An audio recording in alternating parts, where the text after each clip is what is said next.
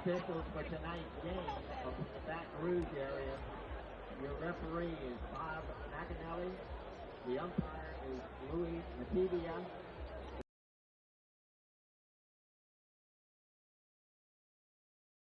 The field judge is Wayne Matthews. The side judge is Mike Parrish. And up in the booth, the electric clock operator is Jerry Tucson. And the 25-second clock operator is Gerald Jenkins. Especially on the ball, guys is, say, 40 in, but you could kind of back up for them. That's a picture.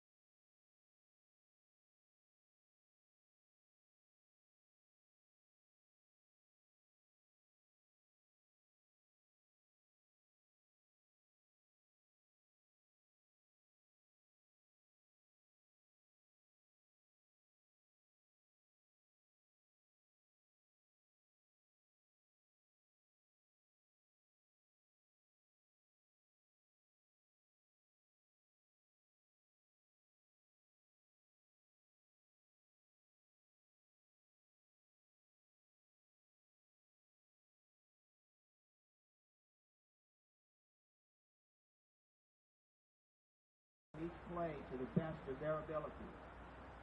In this we ask you, our Heavenly Father. St. John Baptist, De La Salle, with Jesus in our hearts. Amen.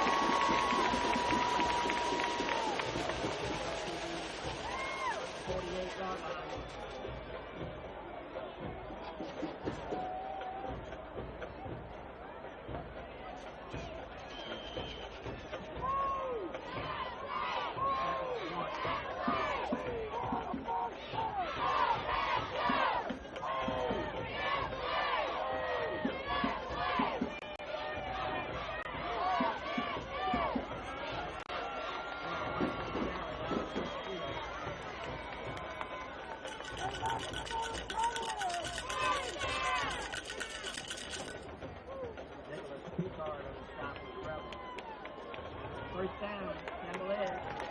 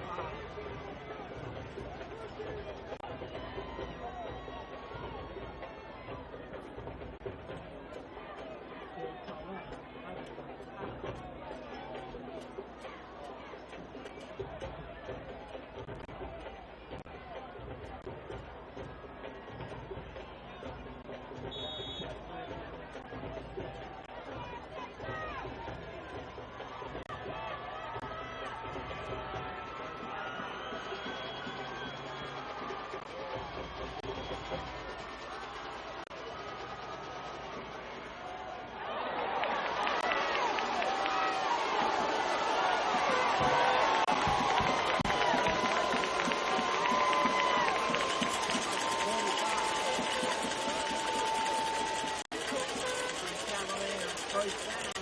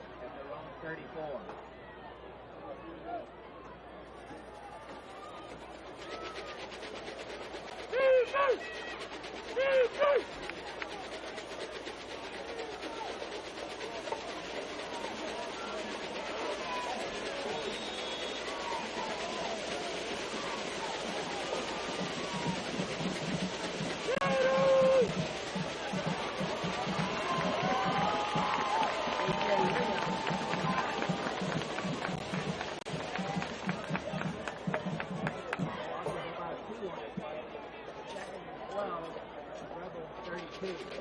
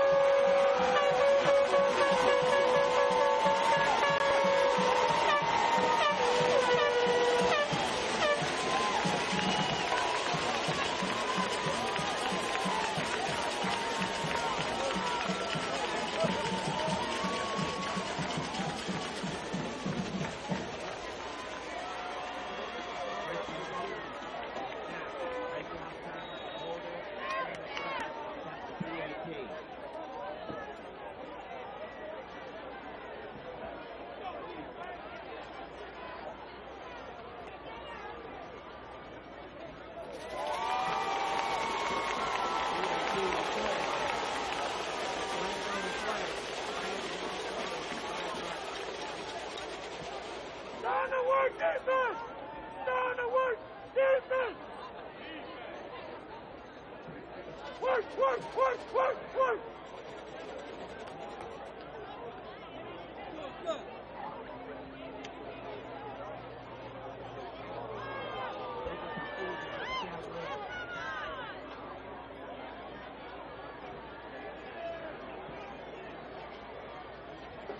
Kick it.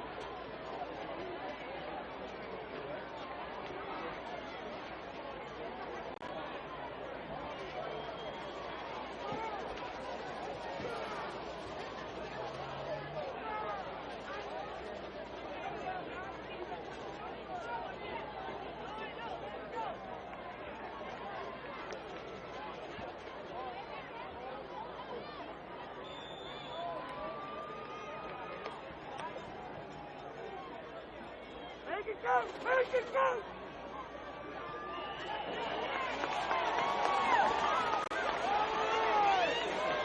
Come on now! Come on now! Flag! Flag!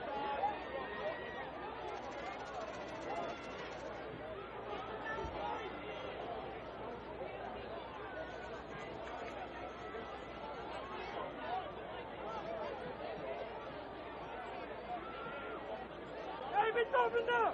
It's open now!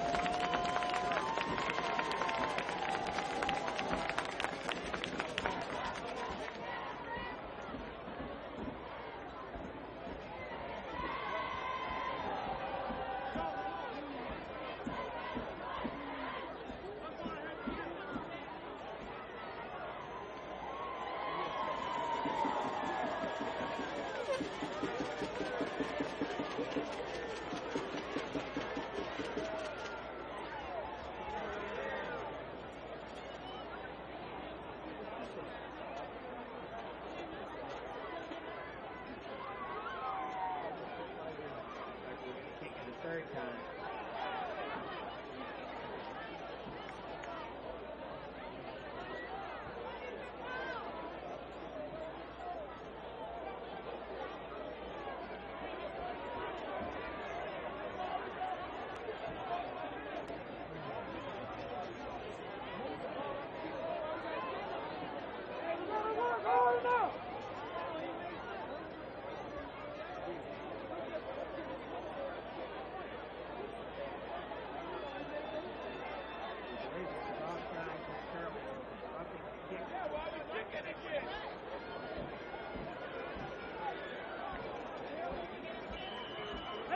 Good.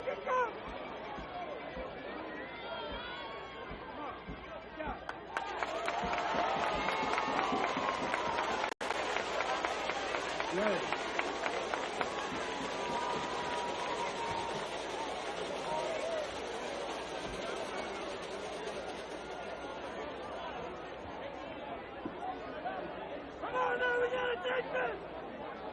We gotta take this!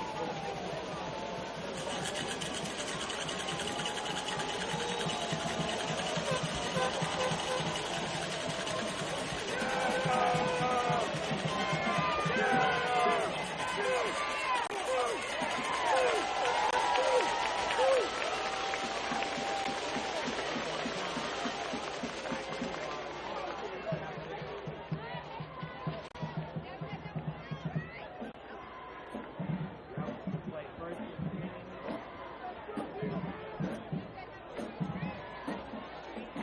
Shorter, 21.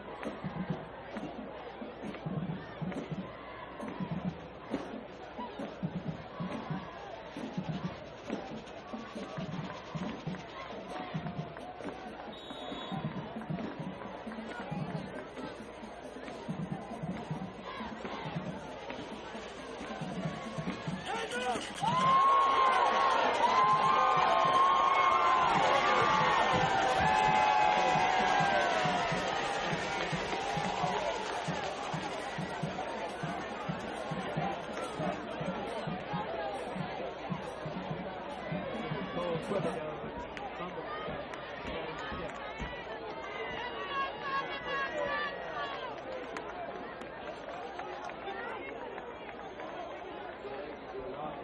Wait a minute! Wait a minute! Wait a minute!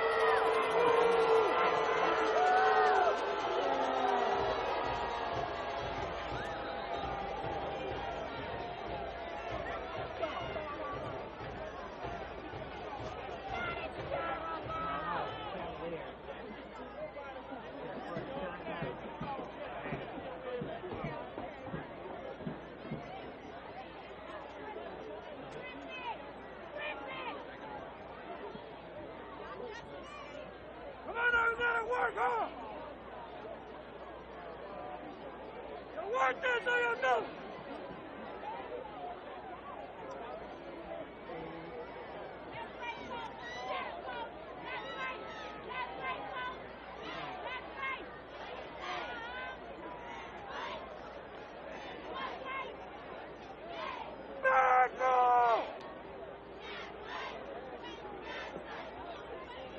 Ruling on the field is that Tobias Lewis signaled for a fair catch and started running. That's the flag for delay of game.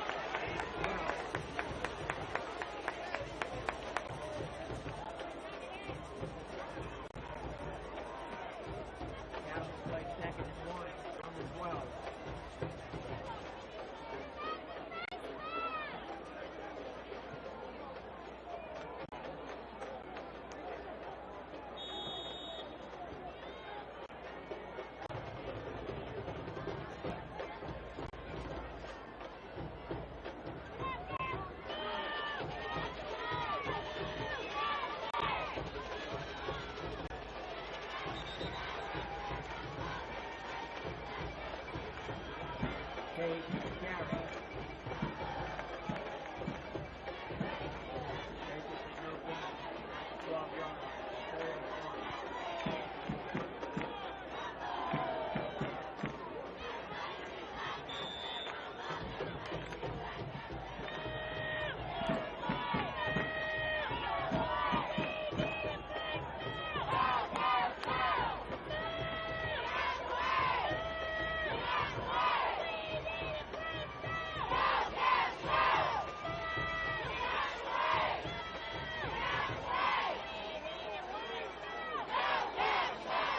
Timeout, Cavaliers. Their second timeout in the first half.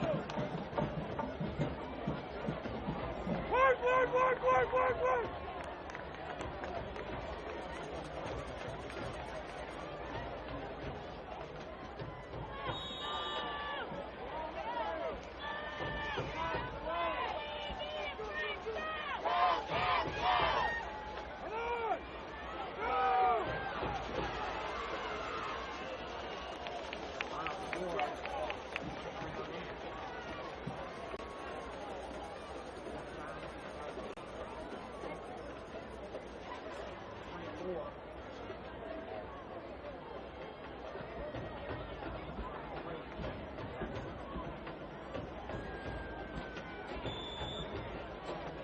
Come on now!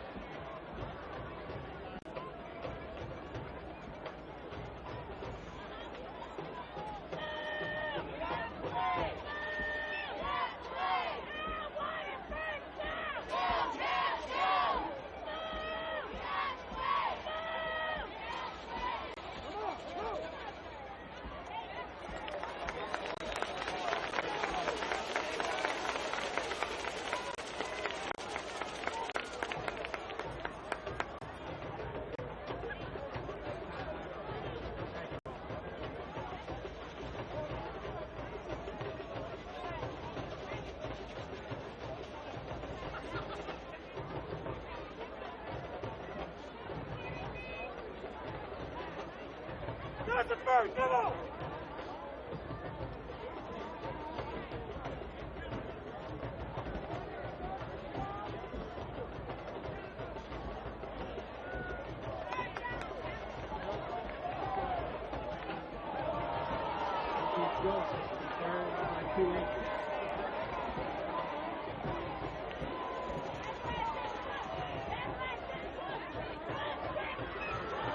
Run the ball!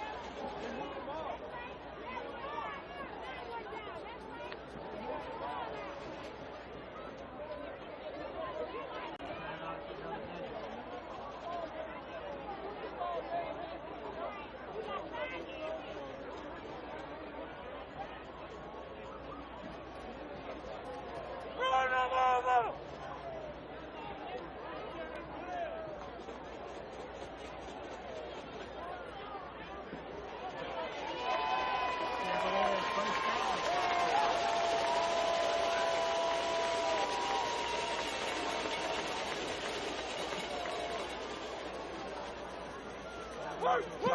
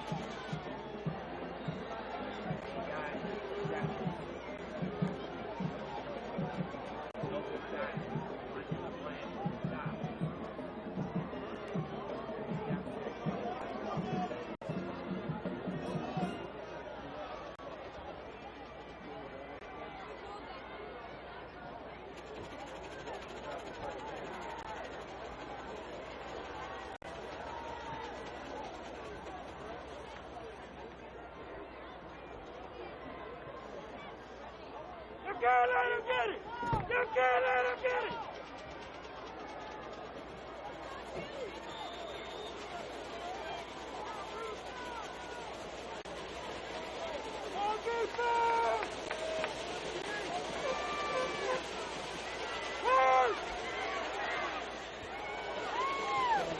Pass is incomplete. Attempted to change guys. Second down.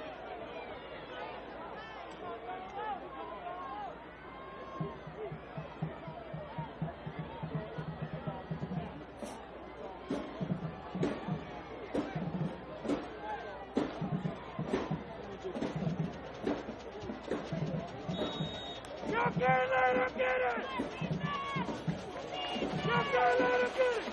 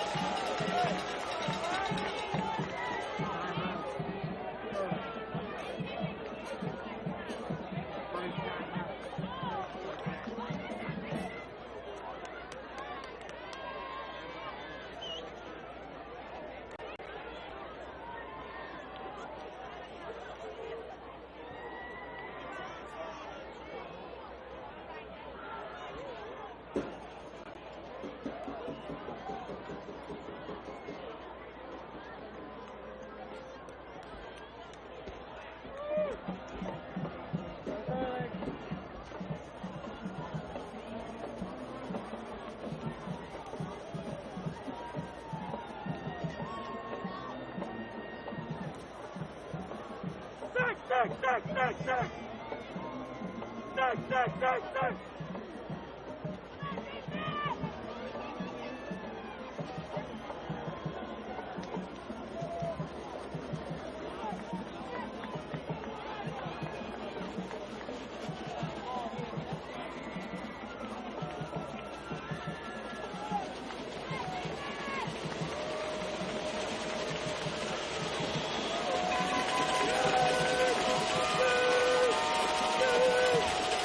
Yeah!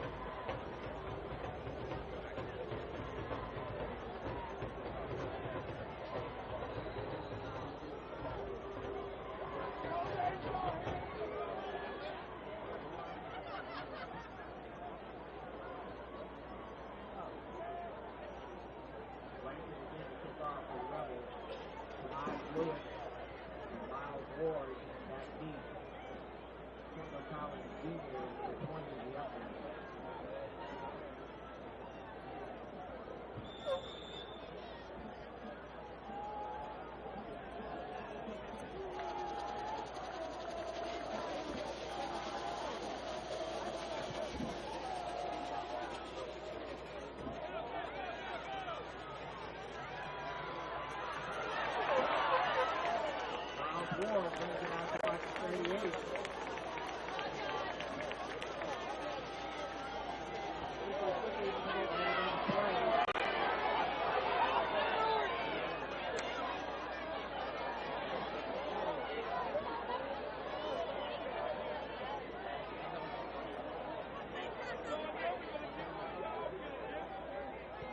Unsportsmanlike conduct.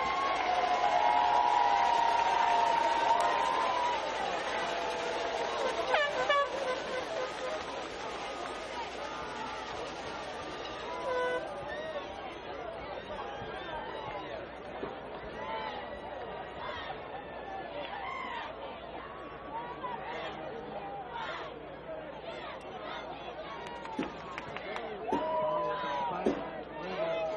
48. Back at 25.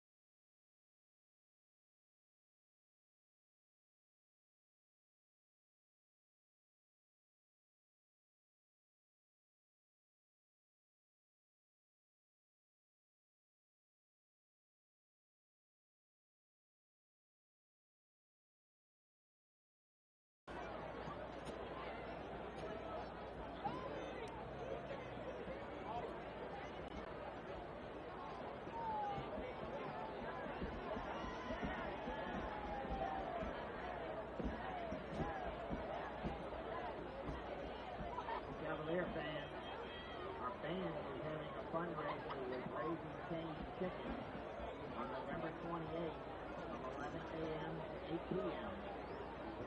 Ladies and gentlemen, Lakeside Mall Food Court on Veterans and Causeway.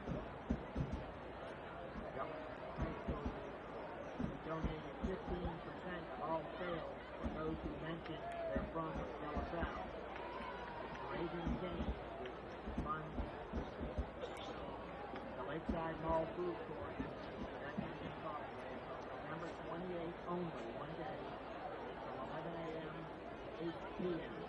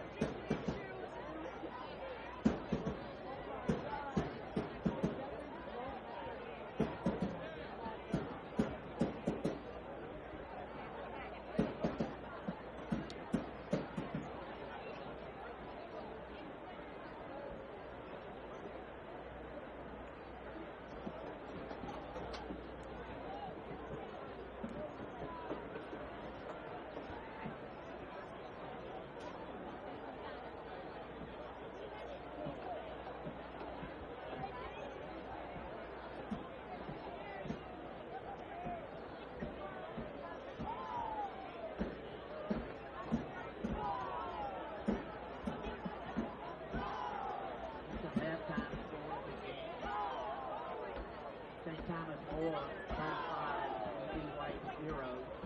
Halftime, Fletcher, 44, Washington 6. Brother Martin and Catholic tied at 28 at half. And John Curtis was leading St. Paul, 10-7 at half.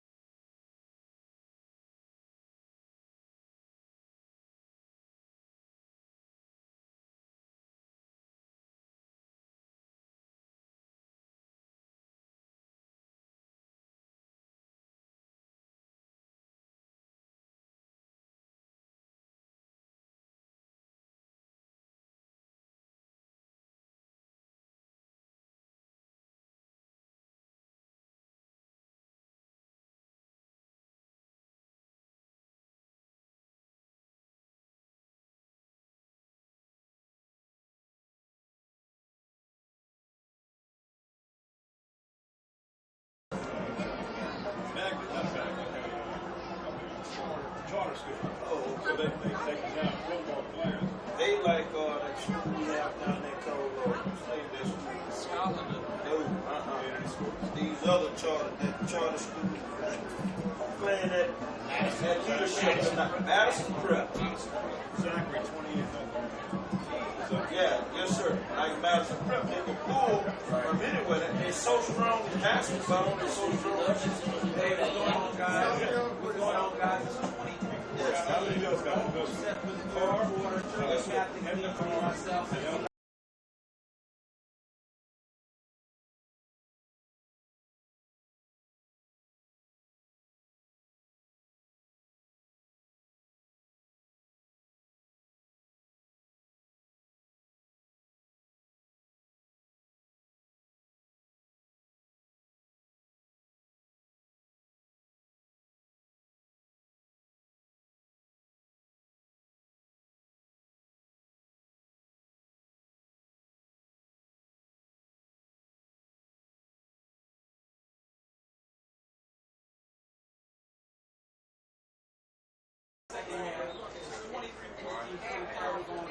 All right, welcome back, everybody. Ken Berthelot, along with Wade Kaiser, Albert Garrett, our producer, and Matt Merritt, our photographer. The Teurlings Catholic Rebels leading De La Salle's Cavaliers 23-14 in the quarterfinals of Division II. And this is a big playoff game. And again, you look at it, if you're a De La Salle Cavalier fan, you think you should have at least one more on the board. But the Cavaliers, 8 penalties for 70 yards in the first half, and that just killed them, Wade. Well, that's what I'm sure Ryan Manali talked to his team about, that those are things that they can't continue doing forward here in the second half, so they got to clean that stuff up. From the standpoint of Teurlings, what they've got to do is they've got to access the leg of Cole Kelly. Yeah. And I think he needs to talk to his offensive staff and said, okay, if we're going to stay with Cole Kelly out there, let's get the ball out of his hands a lot quicker. All right, let's get the ball quickly into the running back's hands, wide receiver's hands, shorten down the routes, and get the ball out quicker so he's not getting hit back there in a pocket that he can't move around in. By the way, if something happens that Cole Kelly would not be able to quarterback, Hayden Cantrell, number 2, the 5'10", 170-pound junior, would be the man. He would come in, and you'd see him running some Wildcat, but he can throw the football too. Let's take a look at some of the scores. And by the way, for the latest news on high school, college, and pro sports in Louisiana, visit sportsnola.com like we're doing right now. In addition to unique opinions from the team of area writers, you'll get Louisiana's best prep football scoreboard. That's the original by Ken Trahan, sponsored by the Allstate Sugar Bowl. And our first NBC Bank video updates. It's all at sportsnola.com. Wade, you're on that page right now. What do you got? Here we go. Third quarter, West Monroe, Ponchatoula. Ponchatoula up 21-0 on West Monroe. Third quarter, John Arrett up on Live Oak 13-2. Third quarter, Mandeville, close one, 21-20 over Scotlandville. Halftime, Landry Walker in a shootout with Bird, 20-20, tied up. Wow. Halftime, Barb down 38-7 to Destrehan. Halftime, Parkway up 35-12 over Acadiana. Halftime, St. Amant up 27-21 over Hahnville. Zachary up 28-0 over Dutchtown at the third quarter. Halftime, big game across town here. Archbishop Rummel up 30-7 over the Jesuit Blue Jays. Third quarter, listen to this score. John Curtis 10, St. Paul 7 in a war going on across the lake. Halftime, Catholic of Baton Rouge 28, Brother Martin 28. Halftime, listen to this score. Evangel 12, Holy Cross 7. Third quarter, Karen Crow down 21-12 to Neville. Halftime, Laranger up on North DeSoto 28-0. Halftime, Warren Easton 14-14 tie with Plaquemine. Third quarter, McDonough 35 up 20-0 on Benton. Halftime, Cecilia down to Edna Carr 27-21. Third quarter, Bastrop up 14-7 on Assumption. Third quarter, Franklin down 21-14 to Minden. Third quarter, Crowley up 21-14 to Livonia. Halftime, Lutcher up 44-6. Just saw Lutcher a few weeks ago, Ken. Good football team. Third quarter, Kaplan up 22-7 over Winfield. Third quarter, Church Point down 20-6 to Iowa. Third quarter, West Feliciana up 30-13 over Patterson.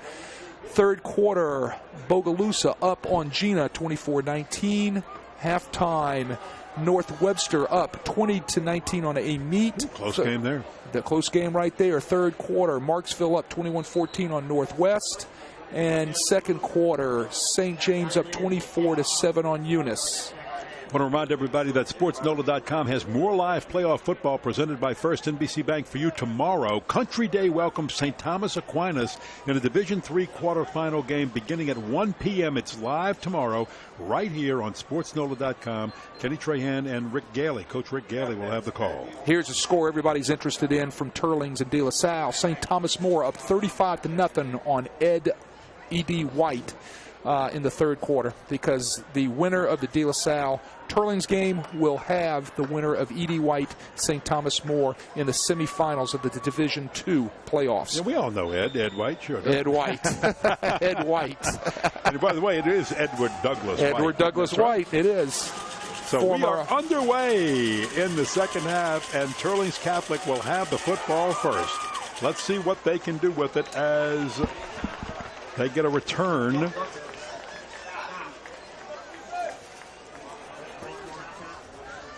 I think that was number 14, Jansen Lorman. It was. On the return. We haven't seen Lorman do very much, and he had 28 catches on the year for 481 yards and 8 touchdowns, but he's only touched the ball, I believe, one time in the first half, so not very much, but gets it going here in the second half with that return. So let's see and check right off the bat the condition of Kelly's foot. So Cole Kelly, the big Arkansas commitment, 6'7", 245 pounds, the senior, got shaken up in the first half. He's been limping on that foot, and they put the ball into play. 1st and 10 at their own 26-yard line. He'll hand off right off the bat to Noah Harris, and Harris will try the right side. He won't get much, and a penalty marker is down. Well, where that's thrown, it's going to probably be preliminarily holding, and I think that is against Teurlings Catholic.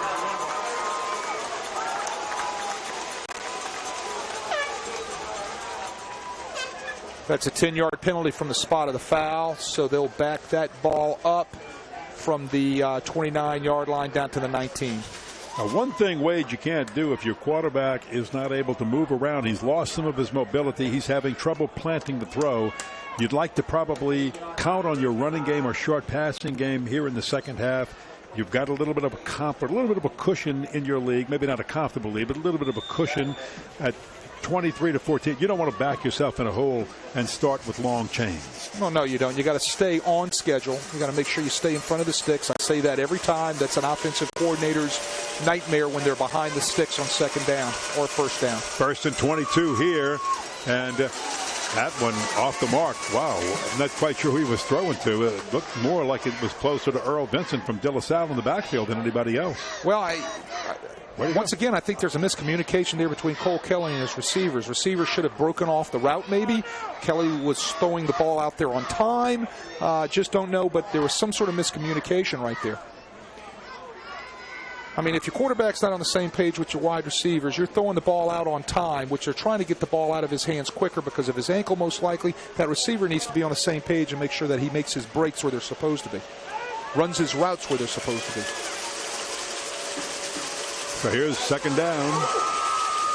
He throws. He's got a man open this time, and that one is caught. And it's caught all the way up to the 38-yard line. That one, I think, going to, is that Lorman again? That's Lorman right there. Again, Jansen Lorman. So, boy, he's been quiet, and they decided at halftime to open it up to him a little bit, and that's his 29th catch of the year. Tell you what, I like the route combination right there. Inside receivers run what we call mesh routes. One is running low, one is running high, trying to pick off the linebackers as they're trying to cover the drag routes. They hit the high mesh route for a nice pickup in a gain. Move the chains for a first down for Teurlings Catholic. Kelly will work under center with the I formation behind him. Haven't seen that too much in this football game. He'll change the play to all sides as receivers split to each side. Cavaliers stacking the line. Here comes some pressure. And look at the strength of Kelly's arm as he floats it out just over the intended and outstretched fingertips of his wide receiver, Paul Hemis.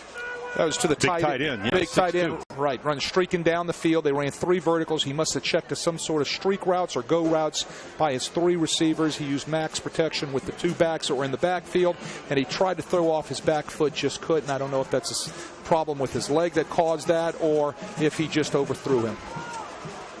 Well, 6'2", a 6'7" quarterback thrown to a 6'2" tight end, Paul Joe Hammis. 2nd down and 10.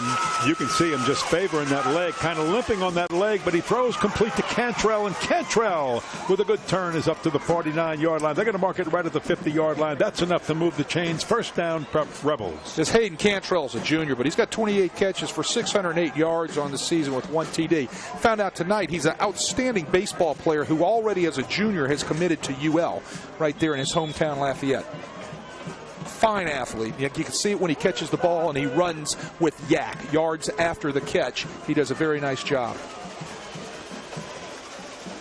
Yeah, he's got a future ahead of him, no doubt. 1st and 10. Hand off. Lorman again.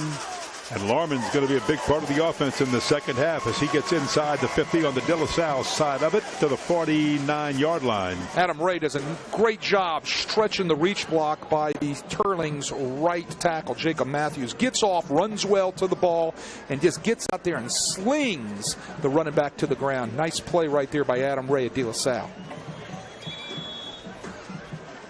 Teurlings Catholic. They can play speed up if they want to, but hey, they've got a little bit of a cushion and they really don't want to. They want to eat up a lot of clock. They want that long sustained drive. This one started back at their own 26-yard line. They're at the De La Salle 49. You can just tell Kelly's favoring that leg, and he throws a bullet intended for Jacob Richard, but he was well covered, double covered as a matter of fact, and the ball falls incomplete. You know, as a quarterback, if things aren't right below your knees, you're not going to have things right above your shoulders. Meaning this, all right? What happens below your waist and below your knees with your feet, your knees, your hips, when you're throwing a football, it's going to affect the way the ball comes out of your hand. It is definitely affecting the way the ball is coming out of Cole Kelly's hand right now. Yeah, he's favoring big time that right ankle.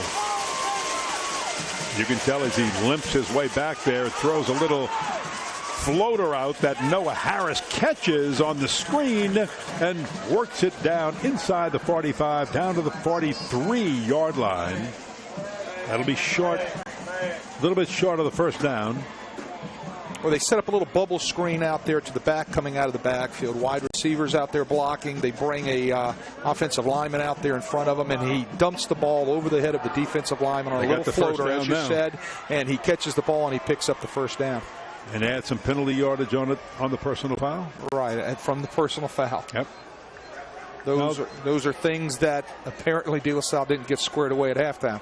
9th penalty for the Cavaliers, and now make it 85 yards in penalties, and some of them, probably about 60 yards of those penalties, has just seen De La Salle self-destruct on some of those penalties by giving away big yardage. Now it's 1st and 10 at the 28-yard line. And here's the working it to Dodge, and Dodge, oh no, good fake. Dodge didn't have it that time. That was Bruno. Matter of fact, they faked me out, or was it Harris? I think that was Harris. They had faked I'm running Bruno. out of numbers. Eventually, I'll get it. There's not that many ball carriers left. Well, I'll tell you what, Teurlings got 110 kids on that roster. Pick one. But yeah, that was Harris that time off of the jet sweep. They faked it to Bruno coming across. They give the ball to Harris up the middle for a nice pickup. That was a good fake. Fake me out on that one. So there you go. I'm going to say great fake. 8-yard gain, too. 2nd down and 2. Now they're at the 20-yard line. 8th play of the drive. Kelly trying to keep it on the ground. Here's Noah Harris right up the middle. Big hole. Look at Harris cut to the inside. And he takes somebody for a ride who's hanging on his jersey into the end zone for the touchdown. I tell you what, I like the way this kid runs. 20-yard run, touchdown run by Noah Harris with somebody riding, pulling his jersey all the way. I like the way this guy runs. He hits the inside zone right there, and he jump cuts to his right and just leaves the De La Salle linebacker standing there looking for what if. Continues to head up the field vertically, and somebody's riding on his jersey, and he pulls him into the end zone. That's a lot of guts right there. I like the way that kid hits the hole. Boy, he hits it hard. How long was he out? They had to miss him a little bit. Goodness. I think he was out after the Shaw game earlier in the year. He was out about 4 or 5 weeks. He's back. He's looking good. Came into this game with 481 yards rushing. He's gone over 500 yards rushing, and again missed 4 games. So not bad at all. And there's your extra point. So it is now 30-14. Teurlings Catholic has opened up the lead over the De La Salle Cavaliers. Well, if you look at the schedule that Teurlings played early in the year, they had 2 5A teams on that schedule. All right. Both of them playoff teams. Catholic High Bears, who are still playing tonight, and the Shaw Eagles, who got beat last week in the first round of the Division I playoffs. 2 5A teams, not to mention the rest of this schedule, playing teams like Bro Bridge, which are perennial powers from the Lafayette area, in his district, St. Thomas More, in his district down from 5A, Karen Crow, who are our powerhouses in the Lafayette area. Sonny Shapanche and the Teurlings Rebels don't shy away from the competition. 8 plays, 7 minutes and 48 seconds. 8-play drive that went 76 yards and was capped off by the 20-yard run by Noah Harris, and a pretty run it is. And De La Salle will have their first opportunity with the football. 8:12 on the clock, third quarter, here in the second half. Squib kick. They're going to keep it away from Samaj Lewis and the great running backs and returners, Miles Ward, that the Cavaliers have set back there. Ball goes out of bounds, so it'll be a penalty, and they'll have the option to De La Salle will have the option to either take the kick over again or take the ball at the 35-yard line. I like the 35. Good field position. They need to get that offense cranked up and put some points on the board.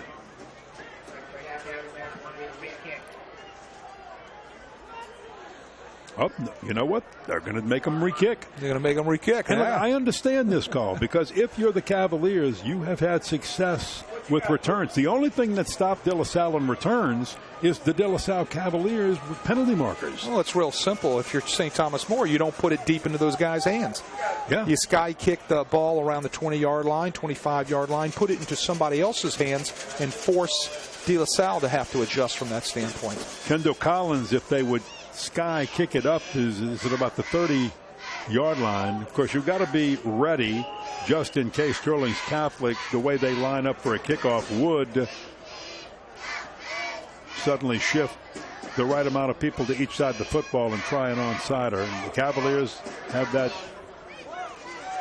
defense, if that should happen, as well as they can. So Braden Blanchard is ready to go, the 5'10 senior. He kicks more like a 6'2", 6'3 kicker. He gets a lot of leg into it. Usually gets it. He's going to squib this one. And it's going to go out of bounds again. So, all right, what do you do? Well, you know what? Now you just keep making them go back 5 yards at a time. Do you back them up again? Absolutely. Absolutely. I would. What would you call here? Well, it looks like De La Salle is going to put his offense on the field. He's going to bring it out now to the 40-yard line. Still very good field position. Still good field position. So.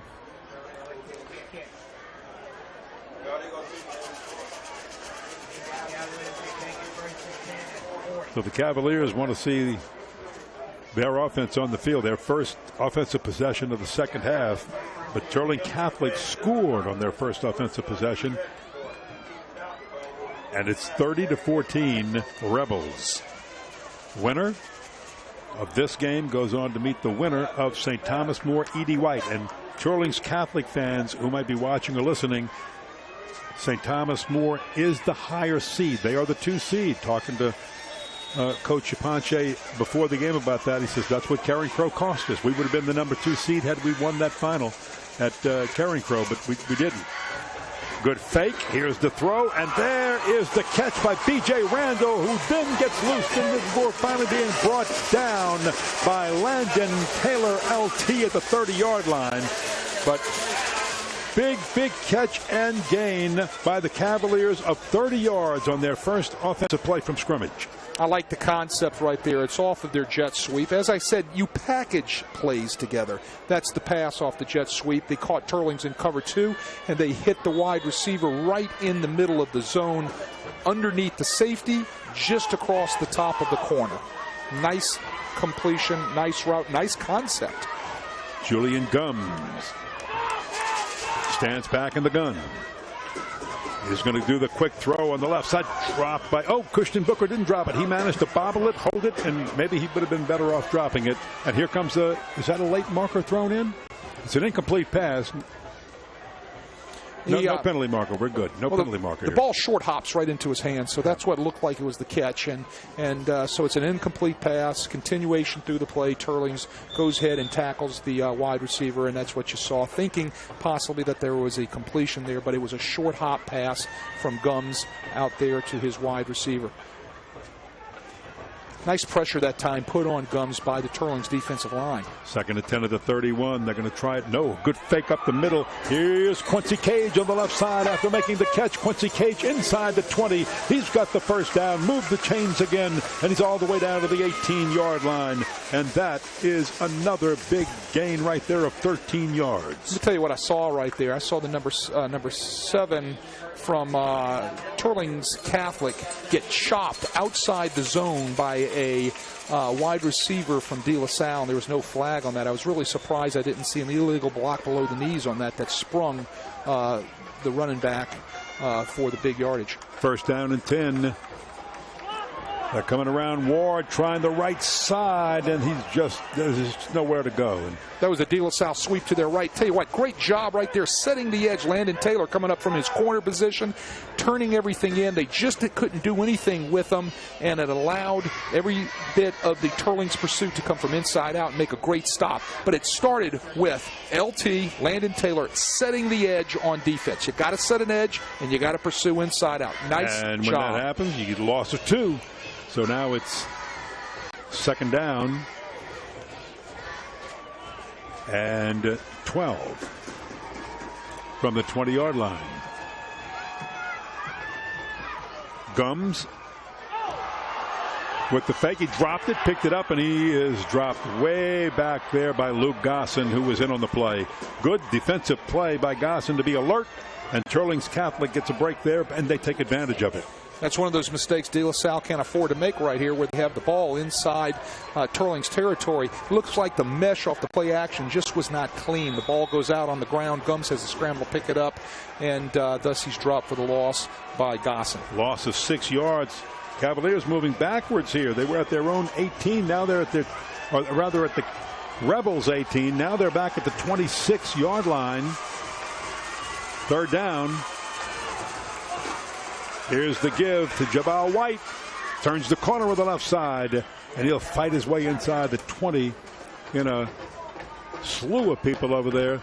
Did not get enough for the first down, but he's back inside the 20-yard line, back to about the 19-18-yard line, almost the original line of scrimmage. Nothing going for White inside, so what does he do? He bounces it outside around the corner and picks up a few yards. But I tell you what, great inside-out pursuit by the guys in white, the Teurlings Catholic Rebels. Nowhere to go with that.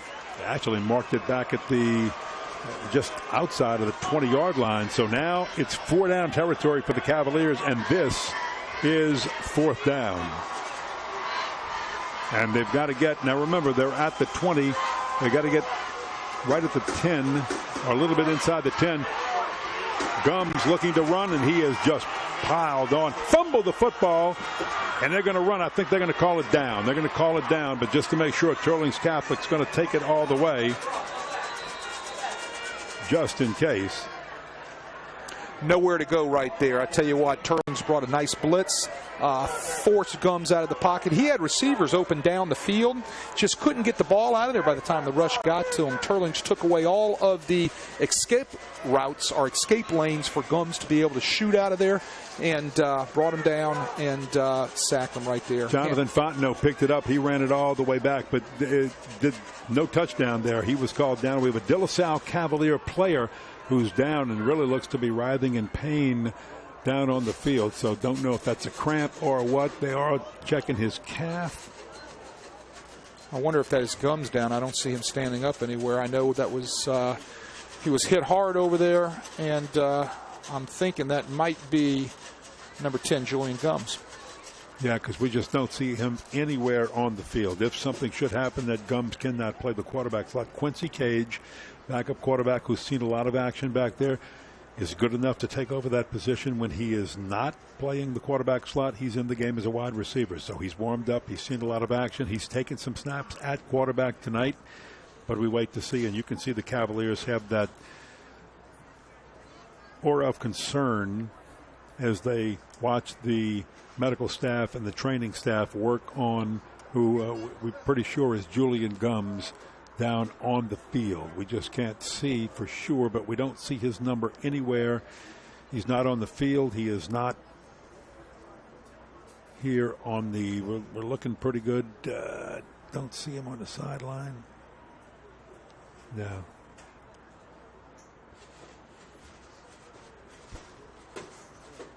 Well, let's hope everything's all right. They've got a great medical staff over there attending to him. While we do that, we can also look at some scores, and I do want to take this time to remind you as he looks like he is up. Yes, it was Julian Gums. He's up. I want to remind everybody that Sports NOLA thanks the Rent Zone for their support of our prep football coverage. For everything from small tools to large earth movers, let the Rent Zone provide what your project needs. Call their boutique office at 985-758-5006 or visit therentzone.net. Looks like he's limping a little bit on his left leg there, but he is up and moving, and that's a good thing to see from Julian Gums. Well, De La Salle turns it over on downs to the Teurling Rebels, who get the football back with 9 minutes and 46 seconds to go in the third quarter. This is their second offensive possession. They scored on the first to take a 30-14 lead over the Cavaliers, and they have the ball at their own 25-yard line.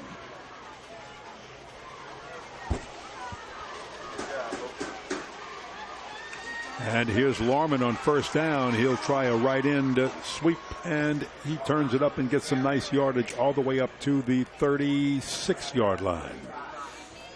You look at Teurlings and you look at their skill. They're deceptively fast. They have a couple kids that really do a nice job with burst of speed out in the open field. And they're tailor-made with their offense to be able to spread the field and try to get the ball in some of these skilled guys' hands into open spaces and allow them to be able to work with the speed that they have. Gained 11, got a first down on the first play. 1st and 10 for the Rebels. And here's Noah Harris, and Harris over the right side. And boy, right now the Rebels are seeing something they like on the right side, and they're concentrating their efforts on that side toward their bench. Well, let me tell you what they like. They like the sophomore offensive lineman, 6 foot, 275 pounds.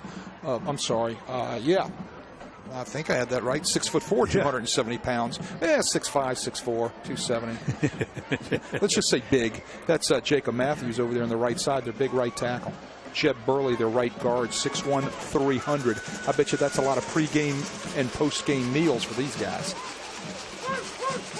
Second down and 8 at the 38. He's going to throw long. Kelly just chunks one for his tight end, Paul Joe Hammes couldn't catch up to it. Just overthrown. But that almost connected for the big one. The senior tight end couldn't pull it down. Well covered, but he's just a big tight end. He's a good target. I'm going to get on my soap opera for a minute, Ken. I cannot stand it when I see receivers turn around to officials, wave their arms, and want a flag thrown. I don't care at what stage of the game you're in, whether you're getting paid, whether you're in college, or whether you're in high school. I just saw that at a high school receiver. I tell you what, I did not let my receivers do that. Officials have their job to do, players have their job to do. Okay, I'm off my soapbox. Everybody wants to officiate, don't they? Well, there's Kelly's throw. He throws a dart to the right side, and it is caught by Cantrell. And that's up to, right at the 45-yard line, so they may have to measure for a first down. I think he's got it without measuring, but let's see if they do want to just officially pull the chains out. If so, that would have been a gain of about 8. Well, maybe not. They might not measure. They have put the fourth down. They have flipped the down marker to number 4. Yeah, they're going to bring the chains out. Here they go. Got the first down. The marker was right on the 45-yard line, and the chains was right on the 45, and they spotted the ball right on the 45 with part of the football just sneaking over the 45. So it just looked like from our angle that he got it. We don't always have the best angles. So. Well, we don't have the yellow line either. And the yellow line's always correct. First and 10 at the 45. Teurlings Catholic heating up a little clock and doing it with a long sustained drive. Nothing fancy. They're just running up the middle as Kelly, remember the quarterback, injured his ankle with a lot of contact early on. That was Noah Harris on the carry. Just running the inside zone. That's the basis of their run game. They don't have a lot to their run game. They have a little sweep action. They have a little speed sweep action. They got a little counter action. And they got the inside zone read. And they just do it out of multiple formations. I've seen them run that inside zone read now out of 3 or 4 different formations. All it makes you do as a defense is work from the formational standpoint to make sure you're sound against all the running game. Second down 8. At their own 47. Lorman goes in motion to the right side. Kelly, you can tell he's just leaning back and just chunking it down. Cantrell back there. He's got it. Cantrell on the bomb makes the catch for the touchdown. Hayden Cantrell from Kelly, 53 yards for the score.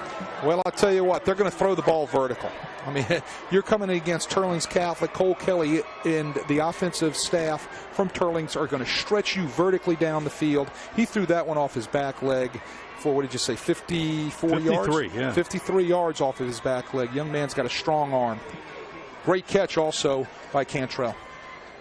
And you're right, you love to talk about the vertical passing game.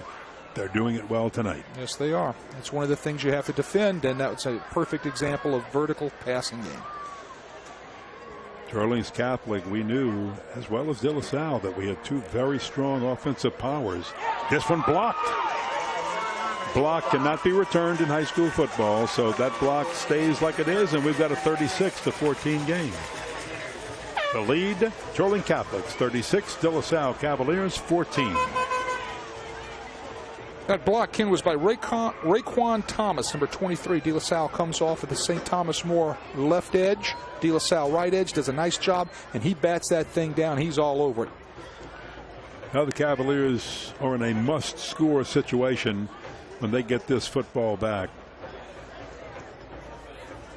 Well, I mean, they can't waste any drives now. I mean, they're way behind. Everything it has to come up with some sort of points somehow, some way, in order to try to work themselves back into this ball game.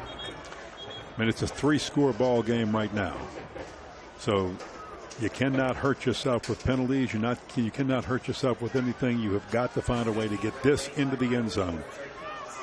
Look, with the explosive offense of the Cavaliers, they're not out of this thing by a long shot. They just cannot afford to squander anything else. And the hole that they are in right now, they have dug for themselves with penalties. I mean, 8 penalties, 85 yards, and critical penalties that really set them back. Here's the squib kick, keeping that ball away from Ward and Samaj Lewis. It'll go out of bounds, and let's see what Ron Manali would like to do. Is he going to back him up again, or is he going to take it at the 35-yard line? Well, I think Teurlings Catholic has made the decision to definitely not put the ball in those guys' hands that are deep for De La Salle. You know, but you know what they're doing. So move them back 5 yards. You know they're going to squib it. Move your guys to the outside. See if you can pick it up and get it past midfield. Well, they're going to make them kick again. Yeah, they're going to make them kick again. Now, coming into the game in one of those spots is Lance Robinson. He's a defensive back. He would be in one of those near the sideline of the 30-yard line where they've been squibbing it out of bounds. You also have Kendall Collins up short. And closest to us, Robert Lestrick is up short for the Cavaliers. These guys, if they could catch that squib kick football. Or let's see, with the strong leg, if Braden Blanchard just decides to send one deep. Samaj Lewis and Ward have both had pretty good returns. And this one is going to the defensive back that just came into the game. He's going to come around the wide side here. That's Lance Robinson. And Robinson will be bumped out of bounds after turning the corner. There comes a flag for a late hit out of bounds on Lance Robinson. They're going to add 15 to it. Well, that's the squib kick Teurlings want, but that is not the tackle that they wanted laid out of bounds. It's going to tack on 15. De La Salle will pick up in great field position off this kickoff. They've got to make sure that they get something going right here to try to climb back into it. They're down by 3 scores. This will put the football in Rebel territory. Well, we have a couple of notes of interest on scores right here. The St. Thomas More E.D. White game, I think, has gotten it tremendously out of hand towards St. Thomas More. St. Thomas More 49, E.D. White 7. The winner of this game will have the winner of St. Thomas More E.D. White, which looks like it's going to be St. Thomas More in the fourth quarter in the semifinals of the Division II playoffs.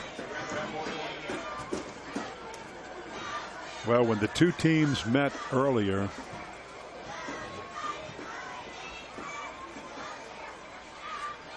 fine. Teurlings Catholic won the first meeting between the two. So from the 48-yard line, De La Salle on first down won't get much up the middle. And if you look at Teurlings Catholic, they played St. Thomas More in week number 8 at Teurlings Catholic and won that game 42-28. So if that's a rematch, because St. Thomas More would be the higher seed in the semifinals, the rule changes this year. The higher seed in the semifinals gets the home game, no matter whether they've traveled or not traveled. The higher seed gets the home game for semifinal play. Second down 8 for the Cavaliers on a drive that started at the 48-yard line of the Rebels. Some pressure. Quincy Cage took the snap on this one. Quincy Cage going to run it around the left side, gets a nice run and goes out of bounds. Hold up, we've got a flag down at the 42-yard line, so let's see if this stands. I see the Teurlings Catholic bench clapping, so they think this one's coming back. Looks like we have a holding penalty on the Cavaliers. It'll bring it back. Quincy Cage is in at quarterback right now. I saw them checking out Julian Gums down on the De La Salle sideline to see how his leg is reacting to running on it. He's still standing on the sidelines next to the coaching staff, itching to get back on the field. Any young man that's competitive doesn't want to be on the sideline in what either is going to be your third to last game or your final game of this season. He's only a junior, Julian Gums. He'll be back to direct this De La Salle Cavalier offense next year. No matter what happens, he'd like to be out there making sure that he can direct it for another week and lead a Cavalier comeback.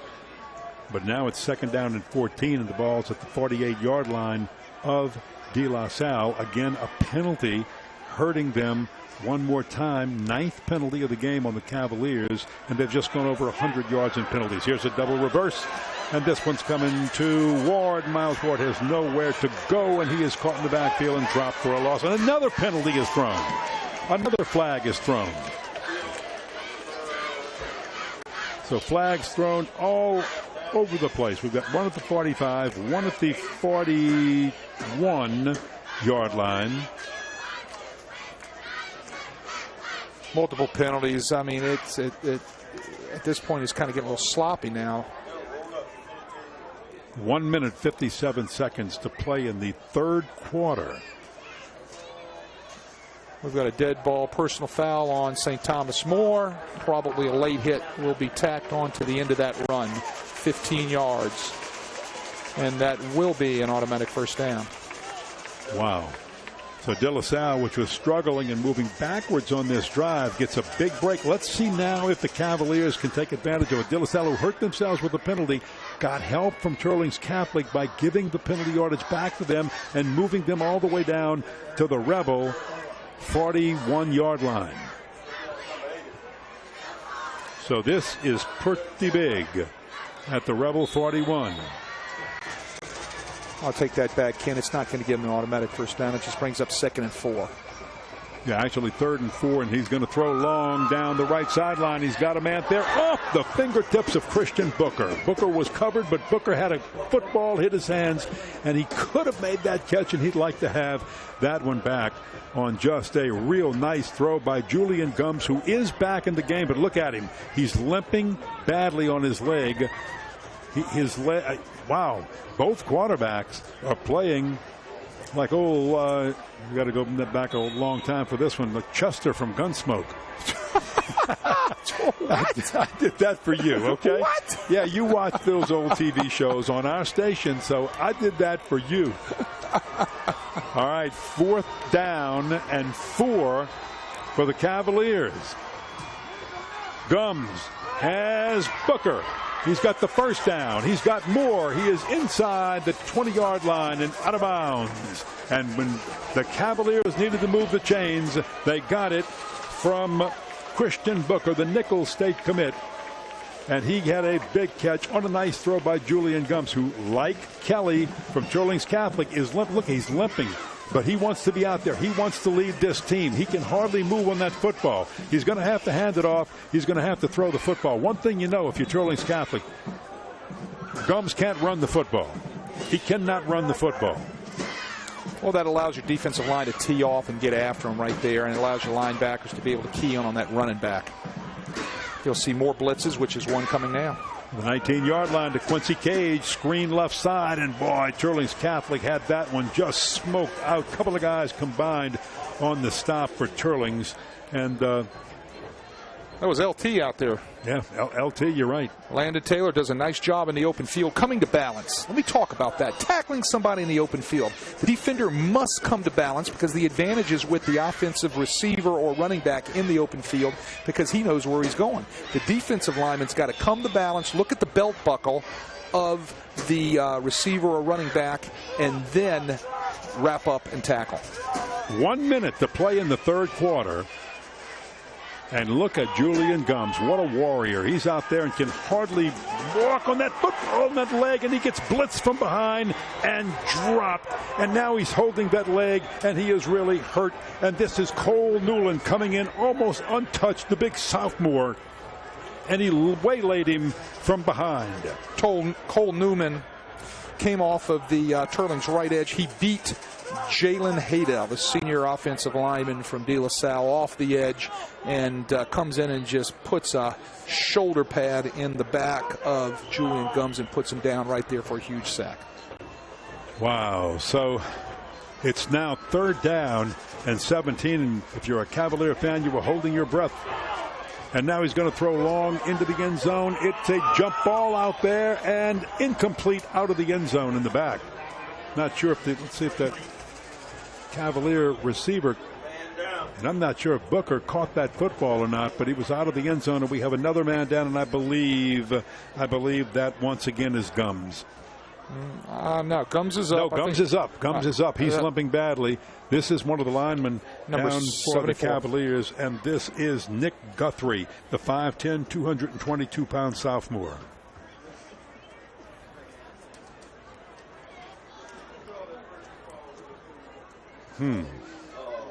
So we're just putting the binoculars on Guthrie, who's a major point and player on that big O-line to try to help protect Julian Gums. Well, what he is, he's the starting center. Right now, they're getting the backup center, number 76, some snaps on the sidelines because Guthrie's going to have to come out for one play, and you want to make sure that you have a center ready to go that can get that shotgun snap down.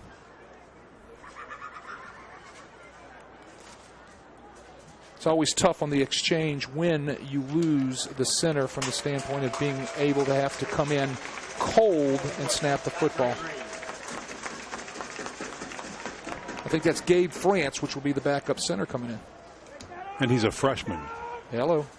So all of a sudden, you're standing on the sideline, not thinking you're going to play.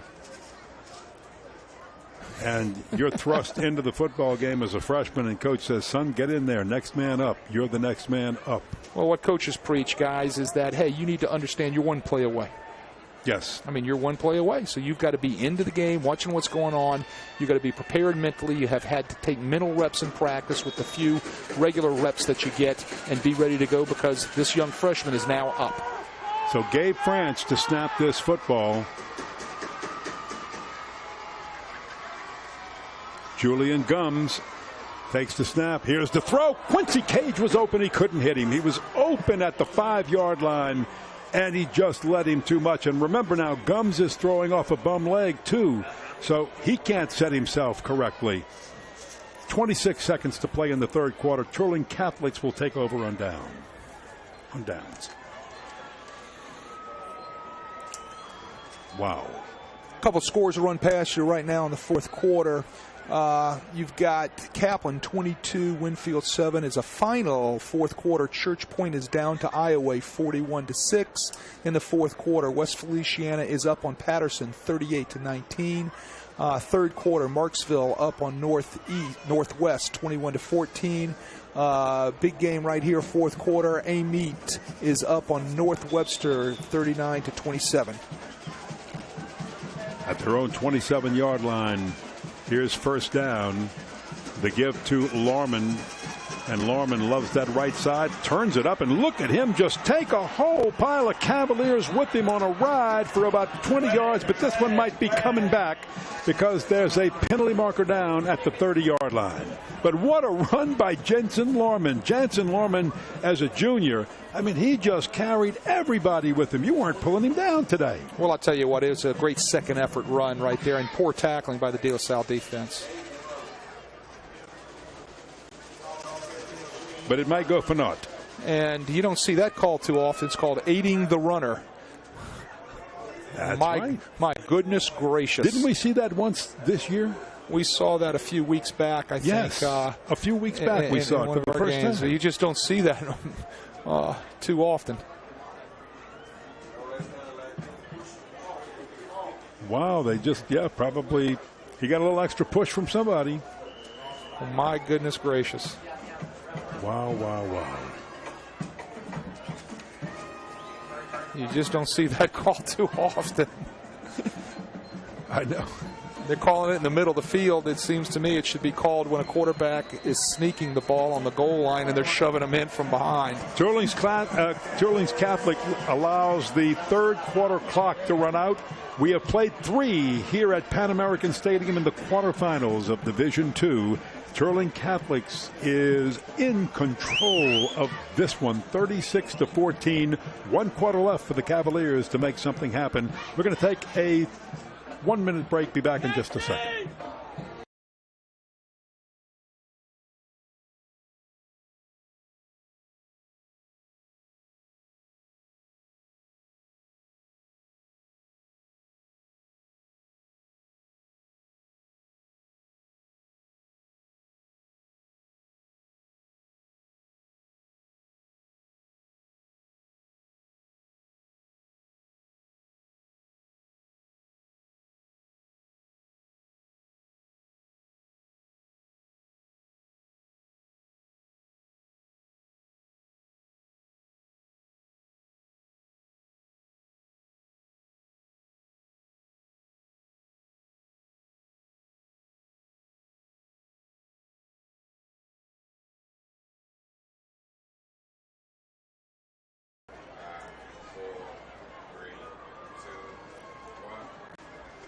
Welcome back to Pan American Stadium. Ken Berthelot, Wade Kaiser, and our producer Albert Garrett, photographer Matt Merritt. And we are here to start the fourth quarter of play with Teurlings Catholic leading over De La Salle 36-14. Big story of this game, 2 quarterbacks playing on bum legs. They both got hurt with a lot of physicality out here.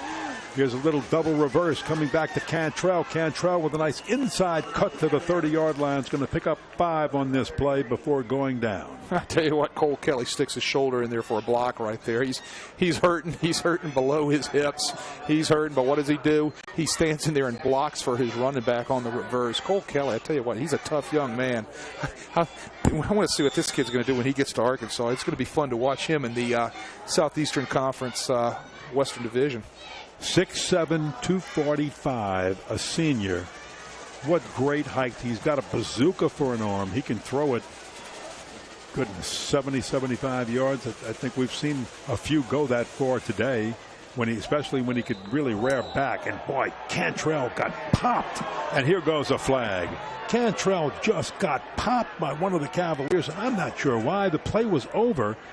And here comes a flag, and De La Salle, once again, its 10th penalty of the game, is just going to allow the Rebels a first down to keep a drive alive and eat a lot of clock. Well, the winner of this game will probably have St. Thomas More, who has a commanding lead, 49-7 over E.D. White. So if things go continually the way they are at this stage of the game, St. Thomas More and Teurlings have a history. If De La Salle fights their way back into this and can climb out of this hole that they're in, it would be new area for De La Salle, not only being this deep in the playoffs, but seeing a foe that they have probably never lined up against. Yeah, without question. But right now, Teurling Catholics was going to face, most likely, like you said, St. Thomas More. Yeah. And like I said, they beat them once. They beat them earlier this year at Teurlings Catholic, but this time they've got to go to St. Thomas More. And as again, talking to Coach Sonny Shapanche before the game, he was talking about, boy, we really stung ourselves against Karen Crow late in the season. We win that game. We're the number 2 seed. We've got the bye, but we don't. They beat us, and now we're going on the road, and we're going to have to go back to St. Thomas More because of it.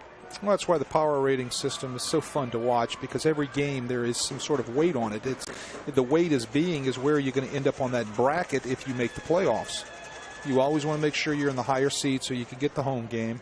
And sometimes that one loss, you don't know it then, but that could be the one loss, like Sonny Shapanche say, that puts you in a lower seed and you might be on the road. By the way, I said the 10th penalty. That was the 11th penalty, and I don't have the exact yardage, but and here's another flag thrown at the 47-yard line. But they're approaching now about 130 yards in penalties in this game. The Cavaliers are, De La Salle Cavaliers. Well, you hate to see that this late in the playoffs, because things get sloppy like that. You're going to have a holding penalty right here on Teurlings. It was out on the edge, probably by the wide receiver in regards to the sweep coming his way. But at this stage of the game, either team with the penalties that are taking place, you don't want to see it, because those are things that will hinder you from getting your opportunity to play for a state championship. Yeah, sloppiness, just sloppiness. Now, the deeper you go in the playoffs, the sharper you have to be, and a few penalties and 1 or 2 plays can hurt you in a game. But when you're looking at 11 penalties approaching 130 yards, as the Cavaliers are, that's just a death knell. And then a few mental mistakes on top of that, it's just not your night. So move it back to the 38. First down. And I don't think you're going to see anything fancy from the Rebels. They'd like to run as much of this final 10:45 off the clock. They're cruising with a comfortable lead, 36-14. Disappointing night for the Cavaliers. They did get things started early in this game. They had the first possession, drove down, scored. Then Teurlings came back, took a 14-7 lead, but the Cavaliers came right back and tied it. We were tied at 14 at one point. Teurlings took the lead 20-14 after missing an extra point on their third touchdown. It stayed like that for quite a while, and then a field goal gave them a little breathing room right before the half at 23-14. But the Cavaliers penalized themselves out of a touchdown. They would have been at the 1-yard line. Here's a toss into Jacob Richard, and he is hit hard, drops the ball. That was a good hit, and just an incompletion caused by a good hit. But wait a minute, we have another penalty down. So right, another flag is down. Did he go helmet to helmet? No, I think they're going to call interference here on Samaj Lewis right there. He might have gotten there a little bit early. Without the use of a replay, I can't exactly see. where the interference came from. Looking like he had his backhand on the shoulder of the receiver, thus making him a little bit early, so the side judge threw the flag. Thus you have the interference penalty. Now remember, in high school football now, interference is not an automatic first down anymore. You're going to mark off your 15 yards. If you get the first down because of the movement of the ball to get the line to reach, it will be a first down. If not, in this instance, it should bring up second down. And that's what it is. Second down and 2. I've lost track of the penalties now. They've got so many. It's gotten to double digits. It's about 13 now, or 14 for De La Salle. It's probably approaching 150 yards in penalties, or 130, 140. And Teurlings Catholic will just run Mr. Cantrell, who took that jarring hit just a little while ago right up the middle, and he says, I am back. And you're not going to get me out of this football game. And he moves the chains. First down for the Rebels. Well, the officials are going to have to take an ice bath tonight from their shoulder down to their wrist. A little rotator cuff problem with some of the officials throwing the flags, but they've been penalties that have to be called. Yes, absolutely. And it's these are not questionable, I'll tell you that. And it's a shame to see some of the penalties when you're sitting in the quarterfinals of the playoffs. Yeah.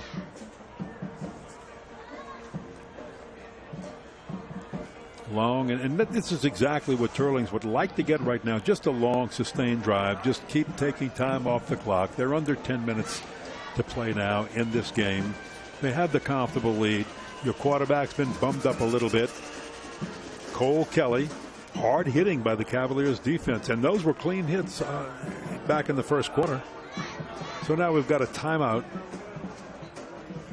Oh no, this is not a timeout. This is a warning. This is a warning on the Teurlings Catholic bench.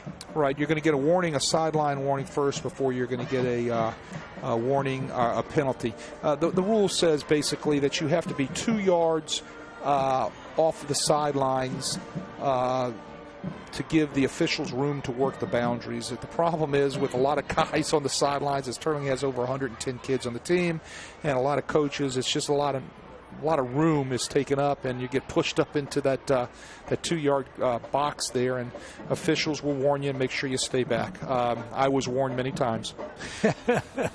That doesn't surprise me. I'm impressed with Cole Kelly. I am just impressed with Cole Kelly. And look, I got to tell you now, Sonny's put together a good football team here at Teurlings.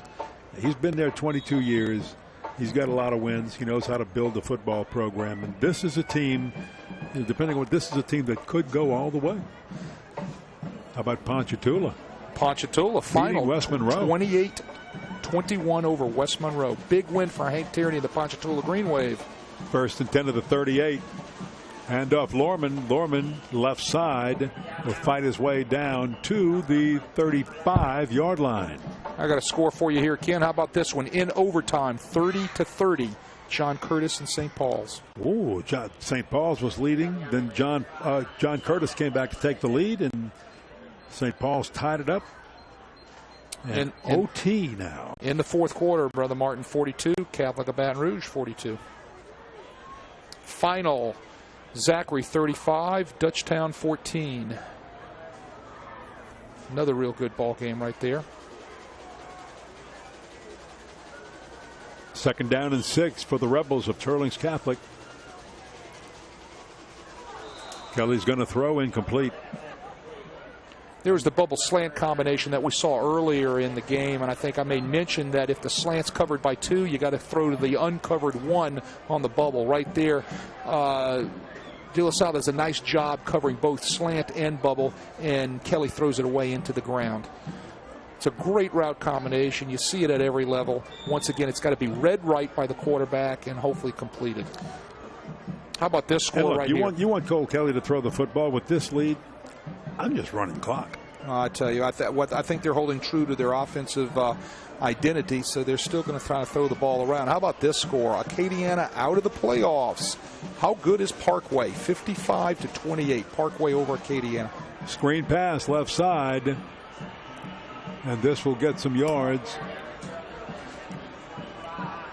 down the field for Well, who carried that football? Another Catholic League final, Archbishop Rummel 44 over Jesuit 14. Another final, Evangel Christian 42 over Holy Cross 7. Jacob Richard on the last carry. What was the last final? Holy Cross lost to Evangel Christian 42-7. Always tough to go to Evangel and beat them there in the playoffs. Letcher up on Wassman 44-6. Cheney Dodge, the fullback behind Kelly, but he'll hand off instead to the sophomore fullback Cole Champagne. He's caught in the backfield and dropped. How about this score? Final, St. Charles 13, Madison Prep 12. Wow. Good ball game right there. Frankie Monica finds a way to win in the second round of the playoffs and move on to the next round. And we'll keep an eye on that Curtis score for you, which is an overtime and a big one too. Nearing the 8-minute mark in this game, Teurlings Catholic in no hurry. They're using as much of the play clock as they can use. Second down and 12. They have driven down now to the 27-yard line of the De La Salle Cavaliers. And here's the give to Dodge. Dodge over the left side, just pushing forward. They just like to keep moving the chains, work their way down. If they score, fine. If not, they'll settle for a field goal. They're cruising 36-14. And the clock is running. You know, and as you look at the scores and we talk about some other things, it's good to talk about what both coaches have. And we've talked a little bit about what Sonny has done over at Teurlings Catholic, but it's good to talk about what Ryan Manali has done here. And I know this is going to be a disappointing night for him because this was a team that he thought would be the third De La Salle team to make it deep and maybe make it to either the semifinals or the finals. If you missed it when we talked about it on the pregame show, and I'll go through this right after the play, on 3rd down and 5. Give again to Dodge, and Dodge just covers that ball, goes down. That'll bring up a 4th down for Teurlings Catholic. But you got to go all the way back to 1962 to find a De La Salle team that made it to the finals, and that was the great Malcolm Butch Coco De La Salle Cavalier team in 4A, or at the time, which was the highest classification. Lost to Estruma in City Park in the state championship game, 20-7, and then in 1969, Tyler Lafourche, who went on to De La Salle, went on to LSU, got the Cavaliers to the semifinal game. And Ryan Manali has taken this program. He's brought this De La Salle Cavalier program back to prominence in his 4th year here. They're competing. They're building a program that, you know, you get your players and they get this experience, and 1 or 2 years down the line, you are the team that makes it to the Superdome. Well, Ryan Manal is a fine football coach. He's had his teams in the playoffs for the past 4 years, 4 appearances now. And like you said, he's building off the success each year as he continues to go forward. He does a great job getting his players to play hard. I know tonight, barring the next 6 minutes, 58 seconds, if things would change, he'll be talking to his kids within the next day about, guys, you can't make these type of penalty and mistakes that we made in a quarterfinal football game in the playoffs. He'll use that as a learning curve to take his next year's De La Salle team hopefully even farther in the playoffs. 4th down and 3 for Teurlings Catholic. They're at the 20-yard line. Their goal to move the chains, run as much clock as possible. And you will see Mr. Cantrell take the snap from center. Kelly is not in there. So Cantrell will take the snap directly from center. Here's a flag down as Cantrell just will run from the quarterback slot. Call it a wildcat if you'd like, but he is a backup quarterback also. And he'll take it around the left side, but a penalty marker is down. That'll stop the clock here. Well, if they're wise, they need to get Cole Kelly out of the game and get his ankle, knee, whatever it is, on ice, and try to start getting him well for a big semifinal game that he's going to have next week against St. Thomas More. But I don't think they're doing that. It looks like he's back on the field. Yep, he is coming back on. Well, let's see. Is he coming back on? Yep, he is. He's getting some instruction from the coach. And he's going to limp out there. He's going to favor that leg and or that ankle, rather. Well, these guys are going to have a big date next week, and that's a huge rivalry game in the Lafayette area. St. Thomas More in the south part of Lafayette, Teurlings Catholic in the north part of Lafayette, and all parts in between. It's a huge rivalry in that city. And again, you and I have talked so many times about how hard it is to beat a team twice. Teurlings Catholic won the first one. Here's Dodge caught in the backfield on 4th and 3. De La Salle will take over on downs. And they'll do so with 6 minutes and 44 seconds to play. Well, that's one of the few stops that De La Salle did have tonight with their defense against the Teurling offense. So the Cavaliers take over at their own 20. Let's see, they're going to mark it at the 26-yard line. Been a tough night for the Cavaliers, but as we said, this is still a program that is getting better every year under Coach Ryan Manali, finishing his 4th season at De La Salle. Gums is in there. See if he's still favoring that leg, and he will throw. He throws complete for the Cavaliers to Eddie Minor, making his first catch of the evening for De La Salle. So Minor with a catch. De La Salle will try to work as much clock, drive down, see if some of the players who maybe didn't get to touch the football a whole lot have that opportunity to do so now. And we're seeing some fresh jerseys also come into the game for the Cavaliers. Here's Cage again, throwing to Quincy Cage, who bobbled it and dropped it. Well, I think he's going to try to get a few guys in, but you know they're going to keep fighting here. It's a pride factor. They're going to want to put a point, another score up on that board to try to close this gap a tad bit. Devontae LeBranch, who's a defensive back, is in at one of the wide receiver spots. Quincy Cage is in the slot to the left. Gums will throw to the man in motion coming around. That is Jabal White. And Jabal White has run out of bounds at the 40-yard line. That'll stop the clock. Down to 6:04 to play in the game. Teurlings Catholic cruising 36-14.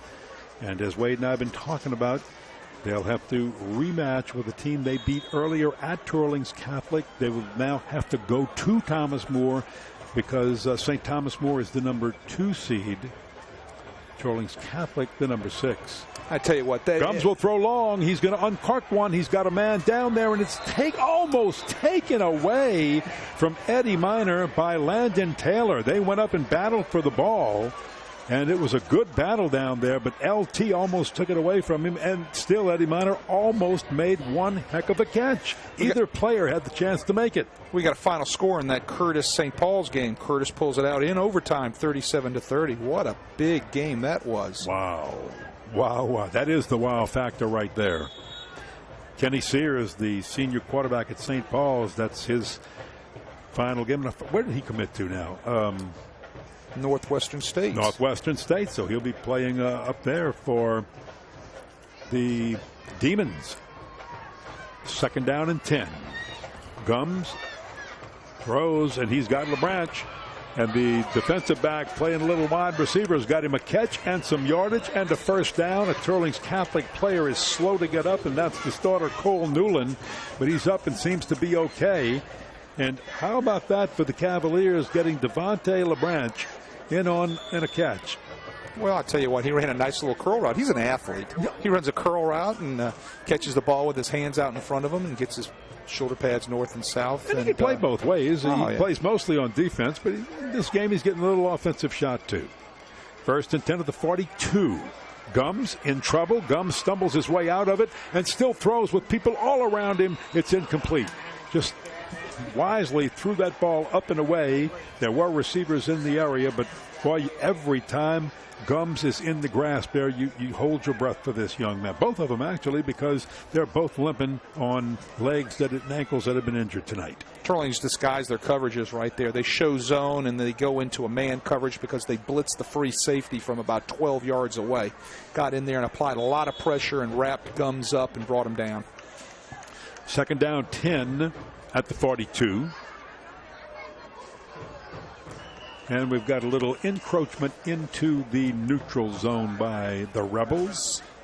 That was Cade Collette jumping off sides. Encroachment into the neutral zone.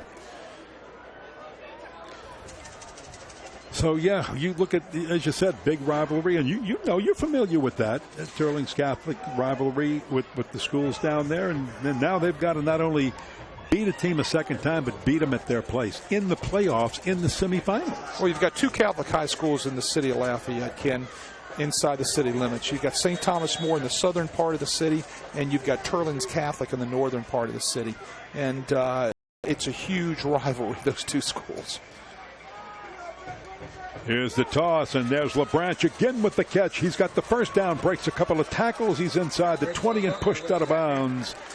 At, let's see, they mark it at the 19-yard line, and they will. So Cavaliers trying to do something with that end zone, like get the football into it with 5 minutes and 12 seconds to play. They trailed 36-14. Gums, play blown dead before the snap of the football.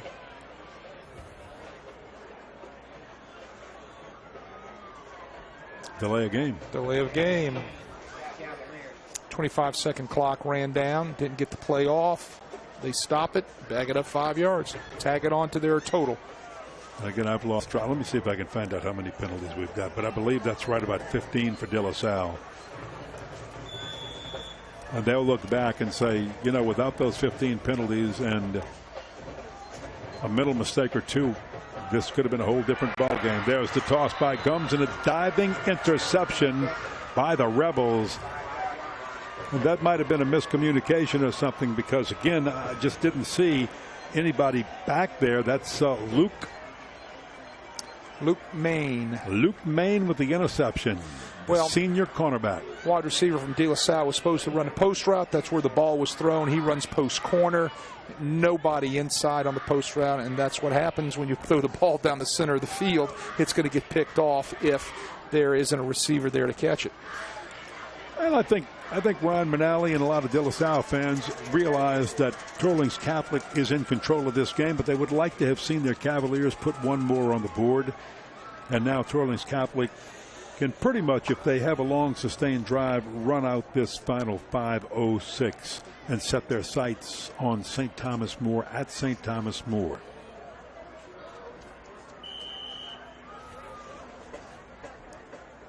Rematch.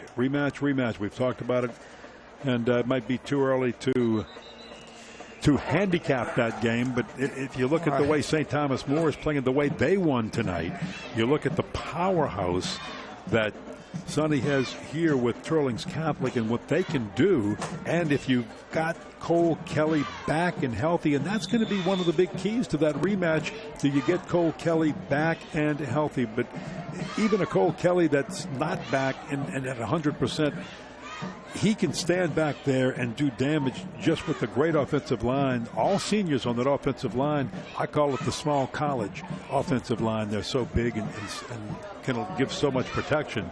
De La Salle, I'll credit them this. They found a way to get through that defensive line in the first quarter, but after the first quarter, the adjustments were made, and they didn't touch Cole Kelly too much after that, and didn't get to him a whole lot.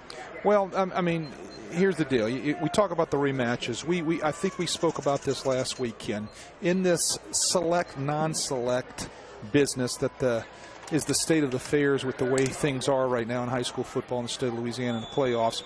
If you're in the select division, there's bound to be a rematch because of the number of teams that are in the bracket, and you're going to have seen teams before, whether it's in the in your district or possibly in your non-district. Jesuit and Rummel tonight. Right. It's just the state of affairs right now, and I can get on my soapbox again and preach a little bit more about it. It's kind of sad. Third down and 1, and there's a flag, face mask. We saw it here, so this is going to give Teurlings Catholic a first down. But, when you talk about a rematch in the semifinals, that's okay. Because you're sitting here in the semifinals, you're one game away from playing in the Dome for the state championship. You don't care who you're playing. Correct. It doesn't matter. Just give me somebody. We're going to go to work, and we're going to go out, and we're going to lay all of our cards out on the field and play our best and hopefully get that shot to get into the Dome. 3 minutes and 20 seconds to play in this one. And with the face mask penalty on De La Salle, automatic first down for Teurlings Catholic. Well, when you talk about penalties like that, it's just a mess that at this stage of the game, in this bracket in the quarterfinals, that you're having so many penalties. And I know that's one thing Ryan Manali will talk to his team about tomorrow after they get over this loss tonight. That was the 14th penalty on De La Salle. The 14th penalty, and I know Ryan Manali, when he sees that, you don't like to be in double, and hey, maybe the 15th coming up. Let's see. My goodness. Frustration now. Well, frustration setting in, and this is where Coach Manali definitely needs to talk to his kids about keeping their class and keeping their cool, because they're not only representing their football team, they're representing their institution. And he is, and I like what Ryan Manali's doing here too. He's getting a lot of fresh jerseys in there. If you're looking, you see big number 99, Quitman Thomas, a junior. He's so big they don't even list him on height and weight. They just put the big guys out there. The big guys out there. But he's getting in there and he's having some fun. He's a junior and he's going to play a role next year. And he's getting some playoff experience for next year's team, and it's very, very important. 2:52 to play in this one. On the 15th penalty on the Cavaliers moves it down to the 47-yard line of the Rebels. Well, I can imagine people watching and listening back in Lafayette right now are licking their chops and seeing, can I get my tickets early for next week? Well, they're buying their tickets now. I guarantee you. Online, probably through sportsnola.com. Give them your credit card number. Help them out. Yeah, there you go. I don't have any money on it. My wife took it all. That's why you could give it to them. It wouldn't go through. You're a coach. Ex-coach, or retired coach. Retired. That's why your hair is coming back. That's why my hair is coming back. You and Bob Breck, y'all leading the hair restoration projects and here in the city of New Orleans. Pan American Stadium, right in City Park, New Orleans, right off I-610. And it's been a fun night for the Teurlings Catholic Rebels.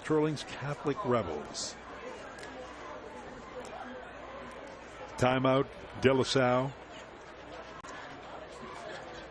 2 minutes and 21 seconds to play. And any updates on scores, Wade, as you've been keeping a close eye on that? Well, there's some finals that we've talked about. Zachary, 35, Dutchtown, 14. Yeah, this is a real big one. How good is Parkway? 55 to 28 over Acadiana. Parkway 55 to 28 over Acadiana. How good is Parkway? Destrehan beats Barb 52 to 27. Two perennial 5A teams out of the playoffs tonight. Acadiana out of the playoffs and Barb out of the playoffs tonight.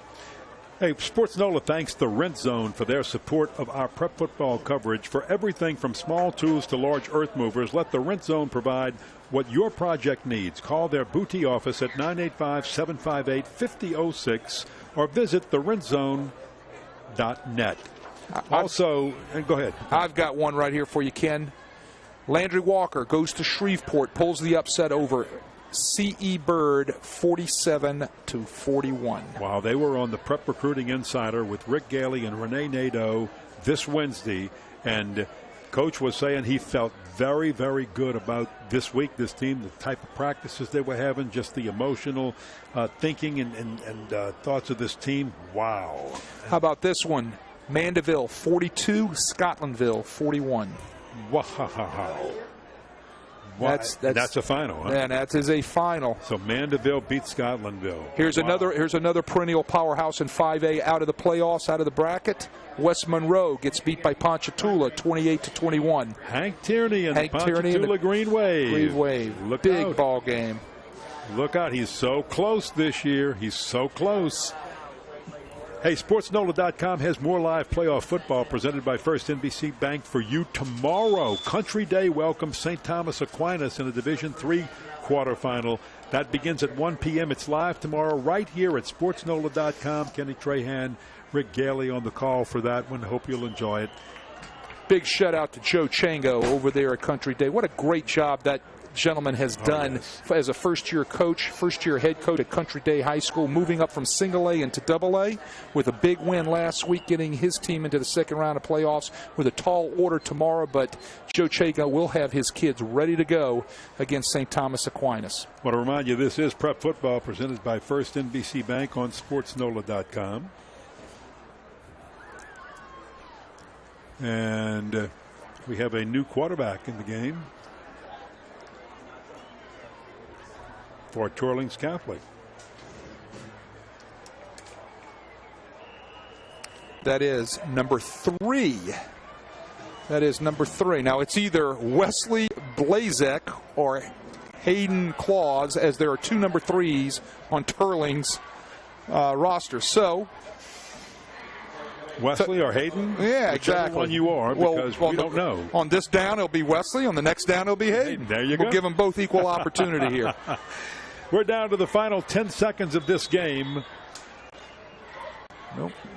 Oh, 110, I'm sorry. There's an upright that just blocks out the number 1 when I look at the clock, and I've got to step way back here to see it. Now we're down to the final minute, and Teurlings Catholic is in no hurry.